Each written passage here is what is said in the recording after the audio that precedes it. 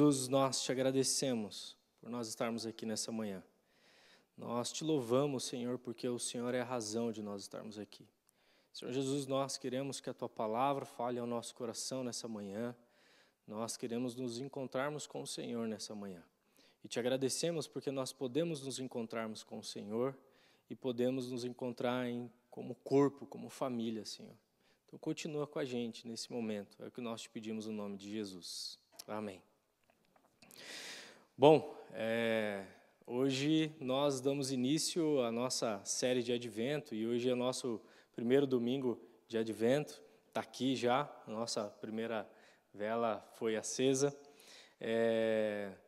E falar sobre esse tema numa série de Advento, ele faz todo sentido para o cristão, nós falarmos sobre esperança, ainda mais quando nós vivemos em um tempo, em um mundo que o tempo todo nos chama a não viver com esperança.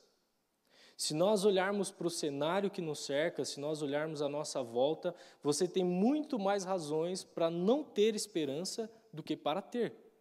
Se você olhar para a sociedade no qual você vive, se você olhar para o ambiente que você vive, se você ligar o jornal, você sempre vai ter muito mais razões para não ter esperança. E para, muito pelo contrário, ser uma pessoa sem esperança. Porque, afinal de contas, cada vez mais parece que tudo está perdido. E quanto mais tempo a gente vai passando, mais a gente começa a lembrar do que era bom e sempre enxergar que sempre o que vem não é bom. Isso é uma tendência que todos nós vivemos, porque aquilo que nós vamos experimentando vai alegrando a nossa vida e, às vezes, parece que muitas coisas vão se perdendo. Então, ter esperança é algo fundamental na vida de um cristão. E nada mais profundo do que nós lembrarmos que a nossa esperança não está em um cenário mundial, a nossa esperança não está numa liderança mundial, a nossa esperança não está numa pessoa, a nossa esperança não está nas nossas plataformas, a nossa esperança não está no nosso recurso financeiro, a nossa esperança nasceu e se chama Jesus Cristo. E é sobre isso que nós queremos falar. Lembrarmos que nós temos uma esperança viva, que nasceu, que pisou nessa terra, que sofreu aquilo que eu e você não poderíamos sofrer, e foi para a cruz, e morreu, e ressuscitou, e está vivo, é Jesus. Mas eu quero convidar você a abrir a sua Bíblia, aí comigo, eu quero ler com você 1 Pedro, no capítulo 1, a partir do versículo 3, e você pode abrir aí, acessar a sua Bíblia, e nós já vamos ler esse texto. Mas antes eu quero tentar fazer um panorama para você sobre aquilo que nós entendemos da história bíblica da redenção e da esperança. Nós temos, desde Abraão, Deus aparecendo a Abraão e falando que dele viria uma grande nação, e que dele viria um grande povo, e que isso ia se permanecer. E depois nós temos em Davi, Deus aparece para Davi, lá em 2 Samuel, e quando ele fala para Davi, que Davi, no capítulo 7, que Davi deveria construir o templo, mas que ele não iria permanecer no reino, Deus também fala para Davi que sobre ele, que da sua linhagem, o seu reinado permaneceria para sempre. Que da sua linhagem permaneceria para sempre liderando.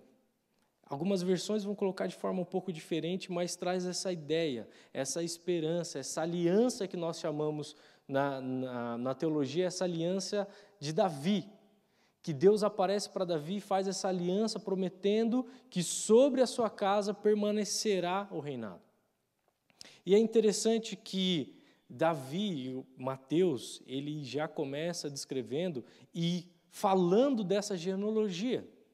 E quando ele vai, antes de descrever o nascimento de Jesus, ele fala dessa genealogia de Jesus e mostra que Jesus segue essas alianças no qual Deus foi firmando com o seu povo ao longo dos anos.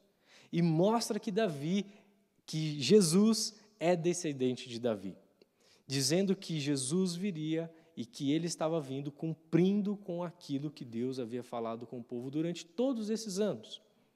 Mas será que aquilo que as pessoas que viveram e que pisaram durante esse tempo, será que eles tinham essa convicção de que Deus, de fato, estava cuidando do seu povo historicamente? Que Deus iria cumprir com tudo aquilo que ele havia falado? Eu tenho que te dizer que, infelizmente, não. E aí nós temos toda a história do Antigo Testamento para mostrar que, infelizmente, Deus sempre vem, se revela ao povo, diz que ele tem planos maravilhosos e o povo começa a se desviar dos caminhos do Senhor e esquece dessa esperança que nós temos na palavra e em Deus. E Deus o tempo todo tenta resgatá-los e o povo se distancia dessa esperança. Porque assim como nós, o povo no Antigo Testamento também era bombardeado por todo o cenário que o cercava. Assim como nós, todo o povo da Bíblia também viveu momentos difíceis, no qual a sua esperança é praticamente arrancada. E olhar para onde é a fonte da esperança é o que nós precisamos fazer. Por isso, tenha esse panorama de fundo, e nós vamos falar um pouco mais sobre isso, mas eu quero que você dê uma olhada naquilo que Pedro está falando para um grupo de pessoas. Pedro, agora nós fomos até Mateus e demos um pulo para Pedro, pulamos o nascimento de Jesus, mas eu quero dizer para você, e nós vamos ler aqui Pedro, porque Pedro está escrevendo para um grupo de pessoas que eles estão peregrinando. Eles estão praticamente sem residência, eles estão caminhando. E Pedro está escrevendo para eles e diz o seguinte, a partir do versículo 3, 1 Pedro capítulo 1, a partir do versículo 3, fala assim: Bendito seja Deus Pai de nosso Senhor Jesus Cristo. Conforme a sua grande misericórdia, Ele nos regenerou para uma esperança viva por meio da ressurreição de Cristo dentre os mortos. Percebe, irmãos? Pedro, no início da carta, para esse povo que está caminhando, ele já fala tentando restabelecer, restaurar as pessoas, falando assim: Bendito seja Deus Pai, porque conforme a sua grande misericórdia, Ele nos regenerou para uma esperança viva. Uma esperança viva. Uma esperança que não pode perder o seu valor. E por isso ele vai continuar o texto e fala assim, que para uma herança que jamais pode perecer, macular-se ou perder o seu valor, herança guardada nos céus para vocês. Uma herança, uma esperança que não pode perder o seu valor. Por isso, eu quero perguntar para você, será que o povo de Deus deveria ser caracterizado como o povo da esperança? Também. Será que nós que estamos aqui nessa manhã e nos dizemos ser o povo da Bíblia, seguidores de Jesus, nós também não deveríamos ser conhecidos como os porta-vozes da esperança? Também. Mas sabe o que tem acontecido com a gente, irmãos? A gente tem se tornado só o porta-voz do caos. Nós esquecemos que Deus tem um plano de redenção que começa lá atrás. E Ele tem planos de salvação, planos para nós, planos de um novo céus e uma nova terra, e nós esquecemos disso e nós nos tornamos o mensageiro do caos e o porta-voz do óbvio. Eu já falei isso várias vezes aqui, que é uma tendência que todos nós temos. E ser o porta-voz do caos e do óbvio, ele é muito mais fácil, irmãos. Porque você está falando daquilo que seus olhos veem, então é fácil. É fácil você falar que uma coisa está errada quando todo mundo está vendo que está errado. Não é fácil? Porta-voz do óbvio, né? Quando alguém bate o carro e alguém passa, bateu, né? Pois é, né? Bateu, né? Todo mundo está vendo que bateu. É fácil. Alguém cai no chão, nossa, você caiu. Pois é, caiu. Todo mundo viu. Tá as marcas ali. É óbvio. Então, nós nos tornamos esse porta-voz do óbvio e do caos, e nós esquecemos que em nós há a esperança. Por isso que eu quero que você dê uma olhada de quando Deus está falando para Isaías sobre a promessa do Messias, né, a carta de Isaías, quando ele vai dizer que ele ia enviar o Messias e como esse Messias viria, e como ele seria. E a carta de Isaías narra que em Jesus, que nele não foi encontrado beleza alguma, e que ele levou sobre si o castigo que estava sobre nós, e que não encontraram beleza nele. O que Isaías já estava nos ensinando ali é que a esperança na qual nós temos é uma esperança que é marcada e simbolizada por algo além do aparente. Porque se você olhar a história bíblica, Jesus, quando ele vai nascer, ele nasce dentro de um cenário muito difícil político. Roma dominava aquela época, irmãos. E o povo de Deus, ele era perseguido, tinha muitas taxações, impostos absurdos. E o cenário no qual Jesus nasce é um cenário que o povo de Deus na época esperava um grande libertador bélico, alguém, um guerreiro, um grande líder que ia conseguir derrubar Roma. E o povo esperava que ia vir esse Messias, que ia ser esse grande soldado, parecido com Davi, que ia ganhar grandes batalhas, e ganhando a batalha de Roma, iria trazer a libertação do povo, ia renovar a esperança dentro de um poder, de um exército grandioso, que Israel já havia tido. Só que o povo esquece que lá em Isaías já descreve que ele viria e que não iria encontrar beleza em sua aparência. Que nada havia em sua aparência para que a gente se alegrasse. Ou seja, o nascimento da esperança não ia ser algo que os olhos humanos ia despertar grandes interesses. E o mais curioso é que a forma ainda do seu nascimento é um bebê nascendo num estábulo. Como que a encarnação da esperança divina nasce no meio de animais?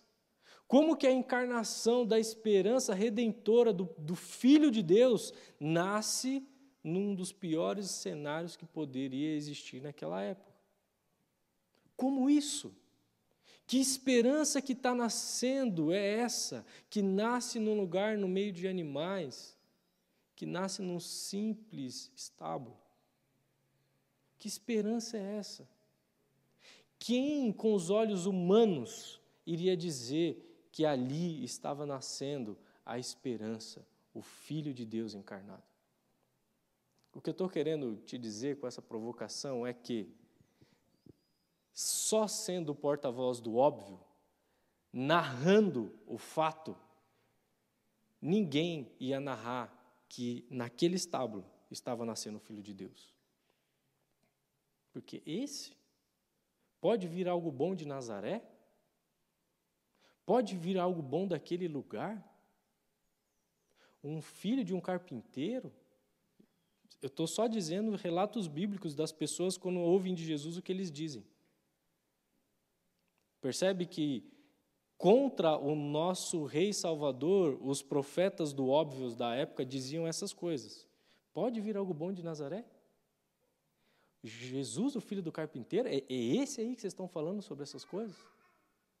Quem que é esse? Quem que é esse? Isso é o Filho de Deus. Por quê? Porque quando nós nos tornamos o profeta do óbvio, nós esquecemos de enxergar aquilo que Deus quer que a gente enxergue. Ter esperança não é algo fácil. Até porque, no tempo que a gente vive, você ser uma pessoa de esperança parece que você é uma pessoa que está desinformada, não é?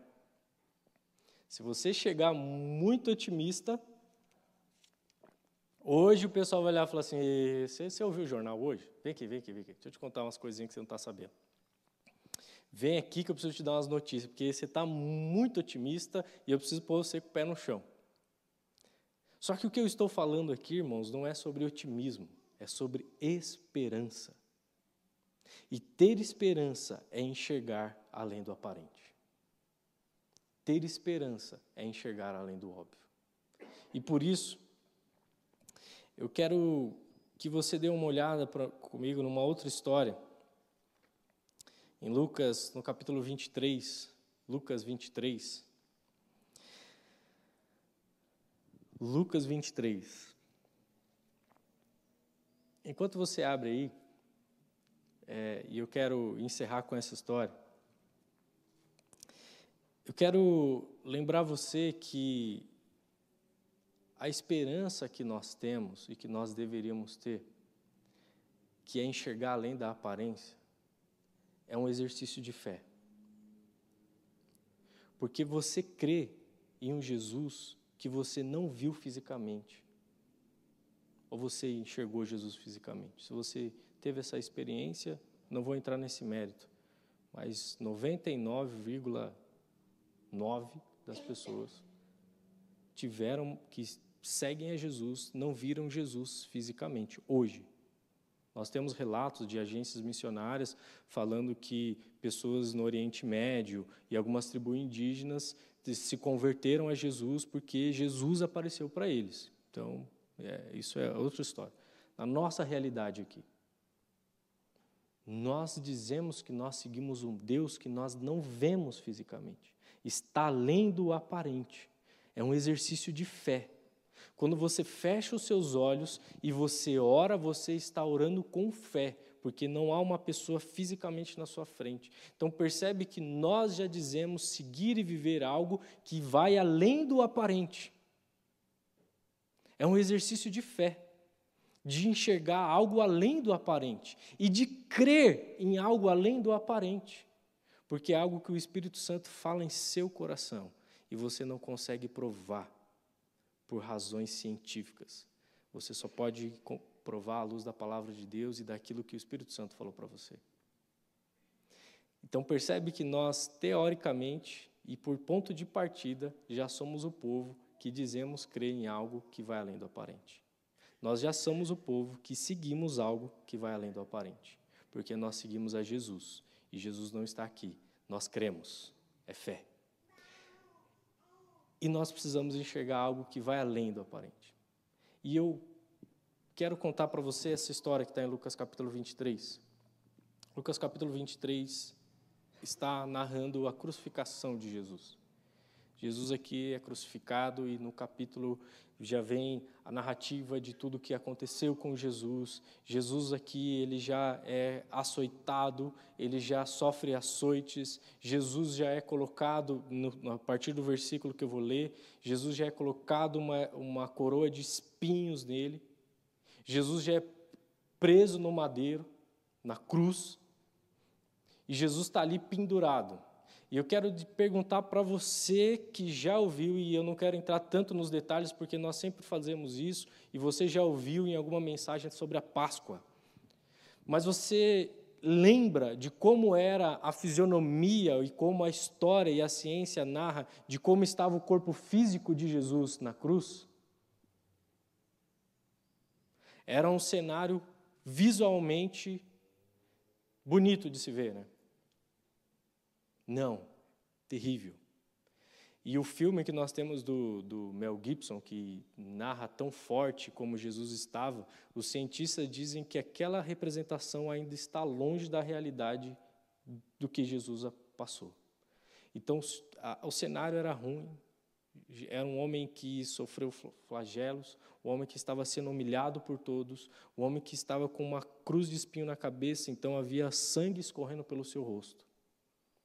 E dentro disso que está acontecendo, dá uma olhada comigo ali, Lucas 23, a partir do versículo 39, que diz assim: um dos criminosos que estavam ali com Jesus, Jesus foi preso junto com dois criminosos, e um dos criminosos que estavam ali, pendurado, lançava-lhe insultos. Um dos criminosos estava ali insultando Jesus, dizendo assim: você não é o Cristo? Salve a si mesmo, salve a nós. Do lado, Jesus estava na cruz. E de um lado, ele tinha dois assassinos, duas pessoas que haviam recebido a mesma condenação que Jesus havia recebido. E do lado nós tínhamos um profeta do óbvio, o porta-voz do caos, olhando para Jesus e falando: e aí, você não é o Deus? Salve a si mesmo. E outra, já que você pode, salva a gente também, né? Narrando um óbvio, tipo, olha, tá vendo? Tá crucificado, acabou. Você não era o cara? Cadê? Tá crucificado, né? Tinha essa pessoa, mesmo nessa situação terrível. Mas, lá no versículo 40, mas o outro criminoso repreendeu, dizendo: você não teme a Deus, nem está e não está sobre a mesma sentença? Nós estamos sendo punidos com justiça, porque estamos recebendo o que os nossos atos merecem. Mas este homem não cometeu nenhum mal. Então ele disse: Jesus, lembra-te de mim quando entrares no reino. Em algumas versões, dependendo da sua versão, ele vai dizer: mestre, lembra-te de mim quando estiverem no reino. Eu quero perguntar para você, o que esse homem viu num homem com o rosto cheio de sangue, que havia sofrido, humilhado e recebendo ofensa sobre todo mundo? O que esse homem viu em Jesus? O que ele viu fisicamente? Ele viu algo além do aparente. Ele viu, mesmo naquele cenário de sangue, de cheiro de morte, uma esperança da vida eterna. Porque ele olhou para Jesus e viu algo além do aparente. Ele viu talvez nos olhos de Jesus, o olhar de Jesus. Eu não sei o que Jesus fez e como o Espírito Santo, coube ao Espírito Santo de se revelar para aquele homem, mas aquele homem enxergou algo além do aparente, além do óbvio que todos viam. Ele enxergou numa cruz, numa condenação terrível e humilhante. E que antes, tem um detalhe histórico muito importante, antes um dos soldados oferecem para Jesus uma esponja com vinagre, que na época era usado para limpar uma pessoa após ela fazer as necessidades. Essa esponja com vinagre ficava no banheiro para isso, era o papel higiênico que as pessoas usavam. Culturalmente, era isso que era usado. E ele molha uma esponja e oferece para Jesus para aliviar a sede de Jesus. Esse é o cenário que aqueles homens estão enxergando. E além desse cenário, esse criminoso na cruz olha para Jesus e enxerga algo além do aparente. Ele recebe um olhar que renova a sua esperança. Um criminoso que confessa os seus atos diante de Jesus e diante do seu parceiro de crime, dizendo: peraí, você está falando o quê? Nós estamos aqui porque isso aqui é consequência dos nossos atos, mas esse homem aqui não. Ele está nos seus últimos instantes de vida, confessando os seus pecados e reconhecendo: eu estou aqui porque eu mereço. Esse homem aqui não. E ele olha para Jesus e pede para que Jesus lembre dele no paraíso. E Jesus fala: hoje mesmo você estará comigo no paraíso. Mas é sobre essa esperança que quando Jesus chega e encontra com você, todo o cenário fica diferente. Sabe por quê? Porque a esperança que nós temos em Jesus não é o cenário que Jesus mudou. É você que Ele quer mudar dentro desse cenário. Por isso que o cenário fica diferente. Não é que mudou tudo à sua volta. É que Jesus te encontra e muda a forma de você enxergar tudo à sua volta. Jesus olha para esse homem e ele continua na cruz. Ele morreu na cruz como Jesus morreu na cruz. Mas naquele dia, ele se encontrou com Jesus no paraíso. Porque Jesus mudou a esperança interna do coração, da vida e da mente desse homem. E essa é a esperança que nós temos em Cristo Jesus. Porque onde ele chega e onde ele encontra, ele renova a esperança. Onde Jesus toca, a esperança é renovada. Onde Jesus entra na história, a esperança é renovada. Isaías, lá que eu citei várias vezes, lá no capítulo 35, no versículo 4, ele fala assim: diga, o seu Senhor virá. Diga às pessoas, o seu Senhor virá. E o texto vai continuando e vai falando que coxos vão andar, que os mudos vão cantar, que os cegos vão enxergar. Por quê? Porque em Cristo Jesus a esperança é renovada. E não só uma esperança aqui e agora, que já muda tudo, como uma esperança eterna, que Pedro vai dizer, uma esperança na qual ela não pode perder o seu valor. Nós estamos falando de algo que aconteceu 2000 anos atrás. E hoje, essa verdade não perdeu o valor. Porque é a esperança em Cristo Jesus. E eu queria, nessa manhã, dizer para você que talvez as circunstâncias não vão mudar. E sabe o que é o mais desafiador na vida de um cristão? É que Pedro escreve essa carta e falando dessa esperança que não pode perder o seu valor. E alguém sabe qual foi o final de Pedro aqui? Como terminou a vida de Pedro? Alguém sabe como Pedro morreu? Como? Como?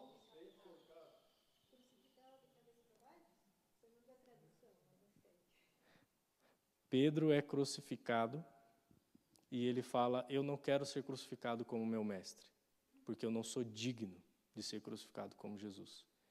Eu quero ser crucificado de cabeça para baixo. Paulo, que domingo passado falou tanto da alegria, também é um mártir cristão. Todos os discípulos que Jesus tocou e renovou as esperanças, o final nem sempre foi, e não foi, na história da igreja, maravilhoso. Aos nossos olhos humanos, tá? Por quê? Porque a esperança na qual Cristo e eu nos chamou é uma esperança eterna. E você não está aqui para anunciar a esperança sobre a sua vida de arco-íris maravilhosa que você desenhou para si. Você está aqui para anunciar a esperança de Cristo Jesus. E a esperança na qual Ele chamou é uma esperança que te leva para uma renovação de mente, uma renovação de vida, uma transformação de ser. É uma esperança que pega um criminoso na cruz e faz com que ele enxergue o que ele fez e que ele precisa de Jesus. É essa a esperança na qual Cristo nos chamou. É essa a esperança na qual o próprio Deus se encarna para Ele cumprir com esse propósito. Jesus veio nessa terra não só para dizer para você que você tem um mês para comemorar e aproveitar Black Fake, né? Black Friday, Black Fake.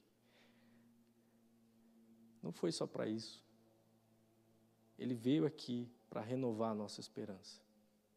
Então eu quero dizer para você que há esperança naqueles que estão em Cristo Jesus. Eu quero dizer para você que você pode sim renovar a sua esperança. O que tem roubado a sua esperança?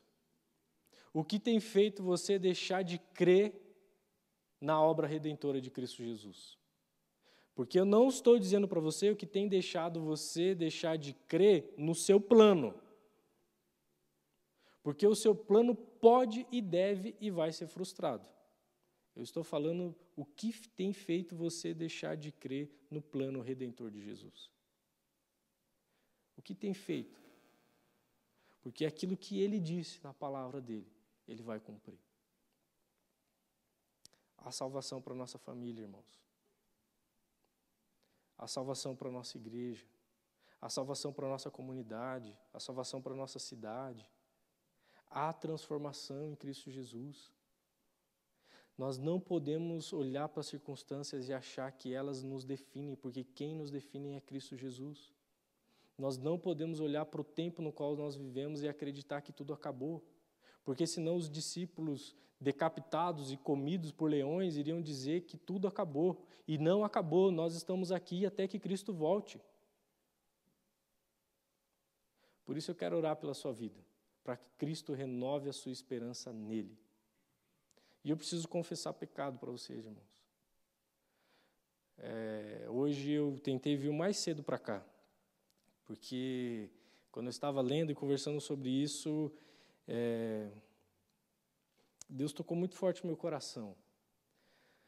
E por isso que eu estou com tanta dificuldade até para montar o meu raciocínio aqui sobre a pregação. Porque nesses últimos dias eu perdi a esperança numa igreja histórica como a nossa. Nesses últimos dias o meu coração estava extremamente pesado e eu olhando e falando, Deus, parece que a gente nunca vai viver o que o Senhor tem para nós. E deixando de acreditar que o Senhor é quem faz e o Senhor nos transforma do mais novo ao mais velho cristão. E eu vim mais cedo hoje para confessar o meu pecado para Deus. E o que ele falou, para mim, muito claro, seja o exemplo de confissão de pecados, de que nós perdemos a esperança, sim. E várias vezes isso vai acontecer com a gente. E eu queria confessar isso para vocês, irmãos. Mas dizer que a palavra do Senhor, aquilo que Pedro deixa bem claro, ela permanece. Deus continua transformando a minha e a sua vida. Do mais novo na fé, ao mais velho na fé e ao pastor, nós precisamos renovar nossas esperanças naquilo que nós estamos perdendo. Porque Deus quer fazer de nós e espera de nós algo maravilhoso. Então eu quero orar pela sua vida. Se você talvez, assim como eu, tem algo que você precisa confessar para Cristo, que você tem deixado de crer, de ter esperança, de que Ele está fazendo nova todas as coisas e que Ele vai fazer, quero desafiar você a colocar o seu coração, sua mente diante de Deus. E ser sincero com Ele. Porque viver com esperança em Cristo Jesus é maravilhoso demais. Mas viver sendo porta-voz do caos, parabéns, você é o profeta do óbvio. Agora, conseguir ser esperança no meio do conflito é o que Cristo nos chamou para ser, para esse mundo perdido. E por isso que a gente não pode perder a nossa esperança. Porque tem muita gente precisando ouvir sobre essa esperança. Vamos orar? Senhor Jesus, nós queremos confessar diante do Senhor as nossas perdas, Deus, no Senhor, de olhar para a Tua obra redentora, de olhar para aquilo que o Senhor tem para nós. Reconhecer que nós somos, sim, Deus, seres humanos e estamos, Deus, suscetíveis a sermos engolidos pelo aquilo que nos cerca. Sermos engolidos, Deus, pelo pessimismo, sermos engolidos pelas críticas, pelos cenários que cada vez parece que só pioram. Para olhar, Deus, para a maldade no coração humano e tudo isso nos leva, Deus, a nos fecharmos e acreditarmos que nós estamos fadados a só coisas terríveis e ruins e esquecermos que o Senhor nos chama para uma esperança viva.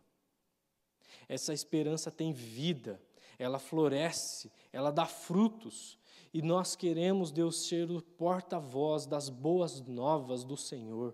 Queremos, Deus, ser o porta-voz e dizer que o Senhor veio para essa terra com um propósito redentor e reconciliador. Que o Senhor está reconciliando consigo todas as coisas.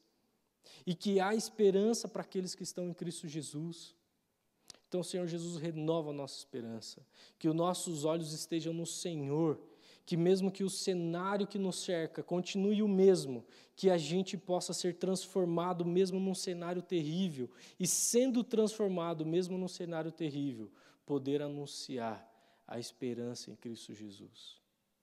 Queremos que o Senhor refrigere a nossa alma e que o Senhor renove as nossas esperanças, porque a esperança nasceu em Cristo Jesus. Obrigado, Deus, por essa manhã.